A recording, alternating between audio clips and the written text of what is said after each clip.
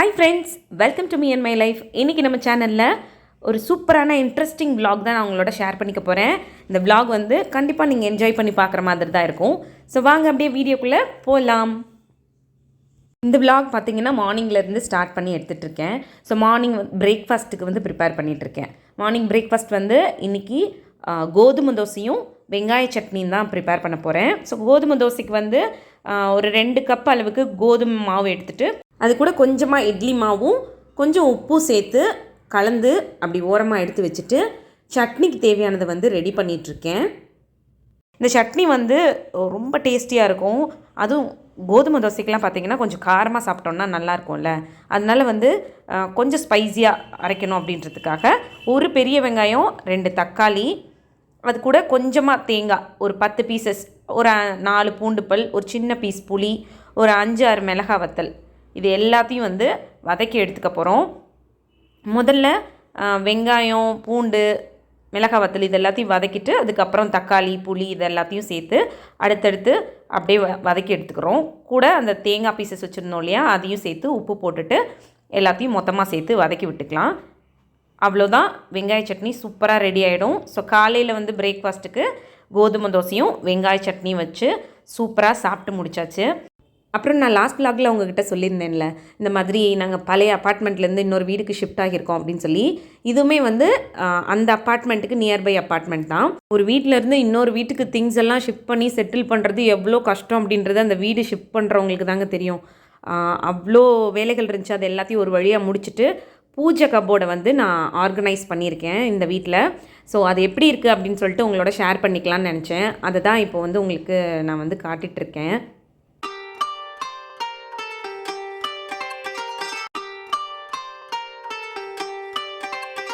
So இப்படி தான் வந்து நம்மளோட பூஜை கபோர்டை வந்து நான் ஆர்கனைஸ் பண்ணியிருக்கேன்.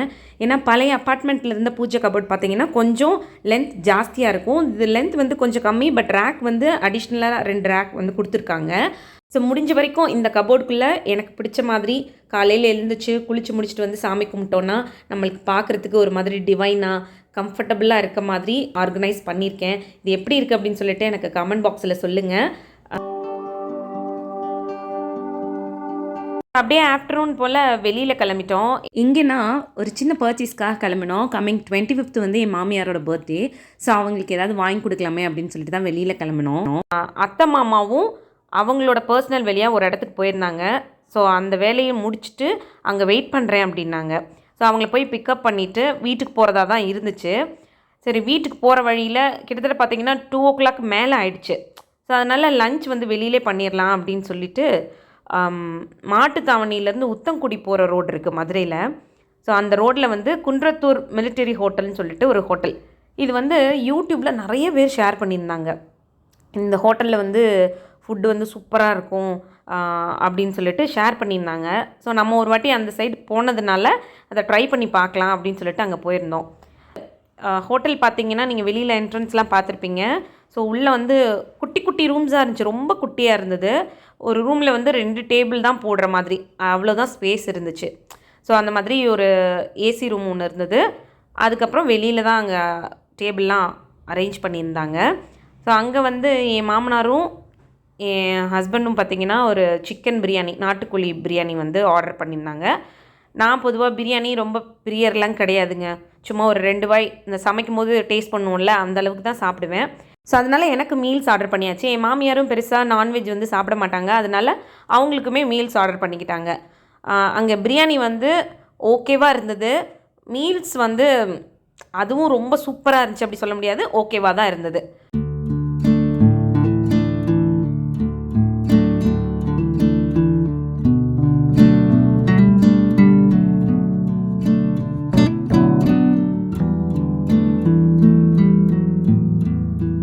லஞ்ச் முடித்ததுக்கப்புறம் மாட்டுத்தாவணியில் இருக்க சூப்பர் சரவணா ஸ்டோர் போயிட்டோம்.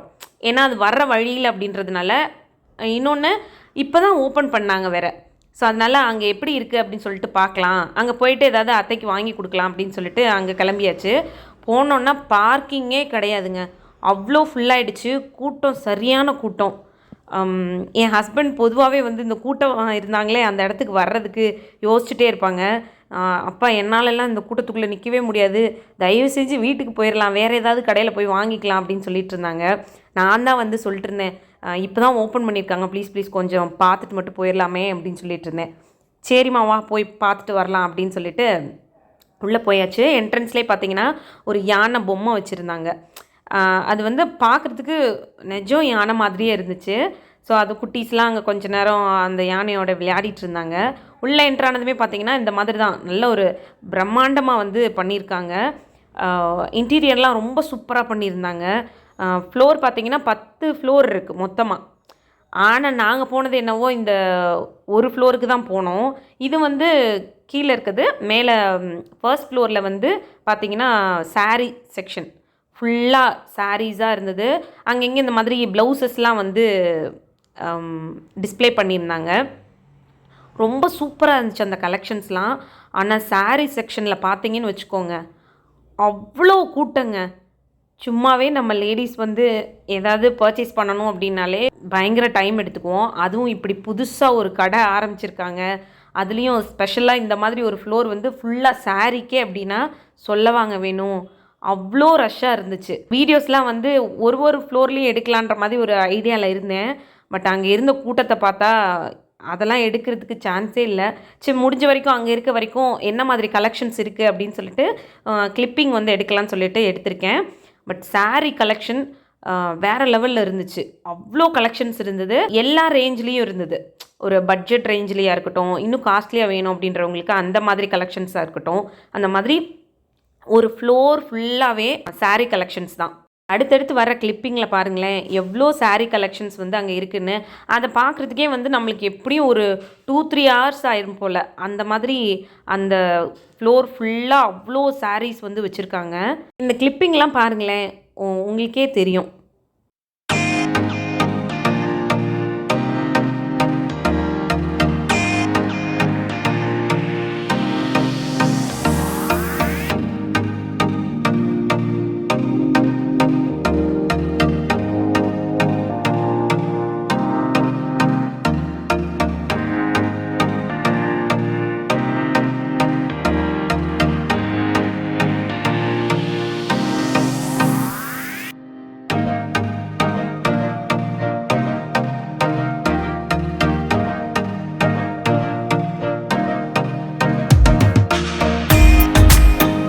பார்த்தீங்களா இவ்வளோ கலெக்ஷன்ஸ் இருக்குன்னு.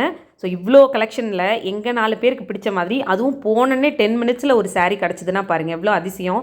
ஒரு மாதிரி டார்க் க்ரீனில் ரெட் கலர் ஆட் பண்ண மாதிரி ஒரு சில்க் காட்டனில் ஒரு சாரீ. அது வந்து எங்கள் எல்லாருக்குமே ரொம்ப பிடிச்சிருந்தது. ஸோ இந்த சாரீ தான் அது. வாங்கியாச்சு. பொதுவாகவே பார்த்திங்கன்னா எங்கள் மாமியாராக இருக்கட்டும், நானாக இருக்கட்டும், ஒரு ஷாப்பிங் போனோம் அப்படின்னா அவ்வளோ நேரம் ஆக்கிடுவோம். அதுலேயும் நான் ரொம்ப மோசம். எந்த கடைக்கு போகிறேன்னா அந்த கடையோட ஷட்டர் சாத்துற வரைக்கும் அங்கே தான் இருப்பேன். அந்த கடைக்காரரே வந்துமா ப்ளீஸ் கிளம்புங்கம்மான்ற அளவுக்கு அந்த மாதிரி ஒரு ஆள். என் மாமியார் வந்து எப்படின்னா அவங்களுக்கு வந்து சாட்டிஸ்ஃபை ஆகிறதுக்கே ரொம்ப நேரம் ஆகும்.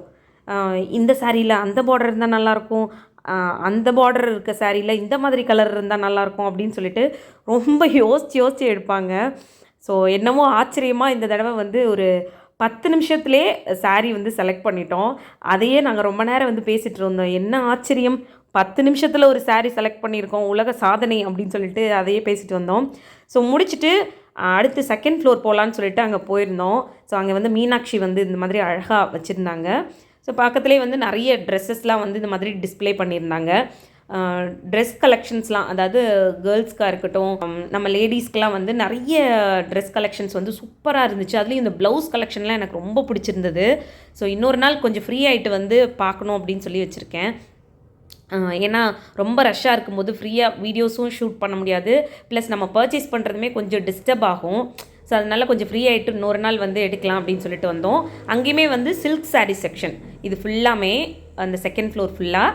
ஸோ அது இன்னொரு நாள் நான் வந்து கண்டிப்பாக கவர் பண்ணிவிட்டு உங்களுக்கு ஷேர் பண்ணுறேன் அங்கே எந்த மாதிரி இருக்குது அப்படின்னு சொல்லிட்டு. ஸோ என் மாமியார் வந்து அவங்களோட சிஸ்டருக்கும் ஒரு சாரீ எடுத்தாங்க, அதுவுமே ரொம்ப நல்லா இருந்துச்சு.